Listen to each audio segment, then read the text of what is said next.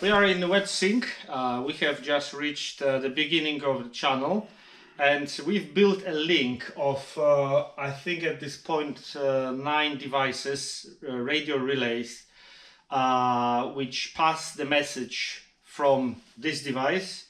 To be precise, I'm typing the messages here on my smartphone, which is connected over Bluetooth to this radio relay, which is connecting to this radio relay and another one over there. And this whole chain is passing the message as a matter of a few seconds to the radio which we started, we placed the first one by the water.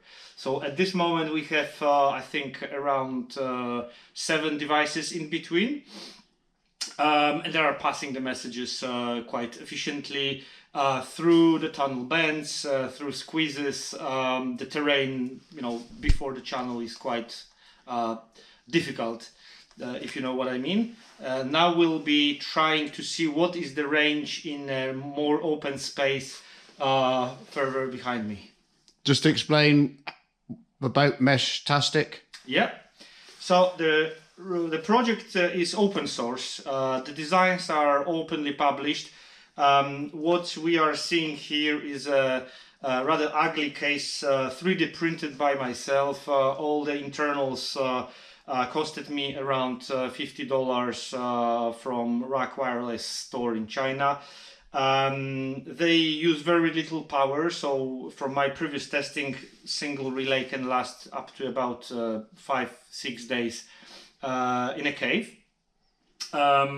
The project, the firmware, the actual software running on these devices is based on another open source project called Meshtastic, which is designed to form a self-configurating, self-connecting mesh networks used to relay short text messages, primarily for the purpose of emergencies, blackouts, natural disasters, and similar things.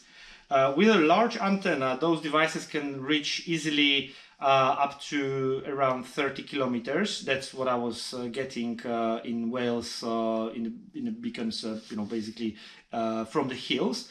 The world record, I think, is around 300 kilometers, but this was made from a meteor balloon, so it's a bit of cheating, I would say. I mean, for our purpose, we don't need this type of distance, but what is interesting is that the radio protocol LoRa, which is being used by the devices, seems to be, and this has been confirmed in many places so far, seems to be pretty good at bouncing off the walls, which allows it to be not absorbed by tunnel bends or cracks or rubble on the ground. But instead it seems to be bouncing off the walls, and it's able to cross even the tunnels where you don't have a direct line of sight. So through 2-3 bends, usually that's around how it works in spaces of human size approximately. And now we'll see how far it goes in a more spacious tunnels. We have now reached the beginning of deserts in channel. This is the traditional cave link location for rescue operations. We have reached it using the, I think, 4 or 5 relay stations now.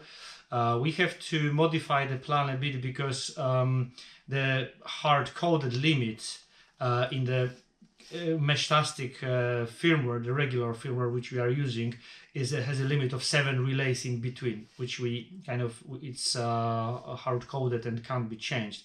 So we couldn't use all 10, but we moved our section from the beginning, the entrance to the channel, and we now have the full link going from here to beginning of channel. When this firmware limitation is removed, we will be able to reach the link, rebuild the original link to cascades, basically, using all 10 stations that we have currently.